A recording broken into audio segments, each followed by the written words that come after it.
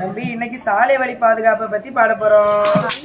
என்னன்னே சாலையே இல்லையே, இது என்ன சாலை பாதுகாப்பு? நில்லு என்ன அவசரம் சொல்லுறேன் கேளு. சொல்லுங்கன்னே கேக்குறேன். நம்ம நாட்டிலே சாலையே சரியில்லத்தா. இதுல வேற நம்ம இளைஞர்கள் 100ல போறாங்க, 108ல வராங்க.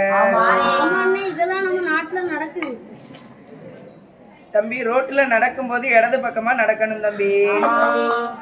சாலை விதிய மதிப்பாரு, சாலை இல்லாம நினைச்சிருப்பாரு. வெள்ள கோட்டை தாண்டும் போது பச்ச விளக்க நிமிந்து பாரு. 10 வயசு பசங்க எல்லாம் அப்ப பைக்கை எடுத்துக்கிட்டு வேலை பண்ணி காட்டுறாங்க. 3 பேரை 10 வயசு பசங்க எல்லாம் அப்ப பைக்கை எடுத்துக்கிட்டு வேலை பண்ணி காட்டுறாங்க. 3 பேரை குடிச்சிட்டு போகாத, செல்ல பேசாத, வேகமா போகாத, விழுந்து சாகாத. ஆமாண்ணே, 10 வயசு பசங்க பைக்ல வீலிங் அடிக்கிறாங்க.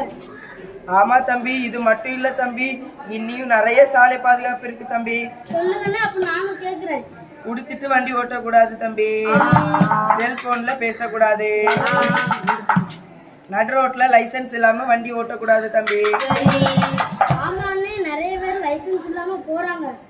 ஆமா தம்பி, அது மட்டும் இல்லாம அரசு பஸ்ல நிறைய பேர் படியில தொங்கிட்டு போறாங்க தம்பி. கேட்டா சொல்றாங்க இதுதான் பேஷன் ஃபுட் கோடுன்னு. அதுக்கு நம்ம என்ன பண்ண முடியும்? இந்த பாட்டை கவனமா கேளு தம்பி.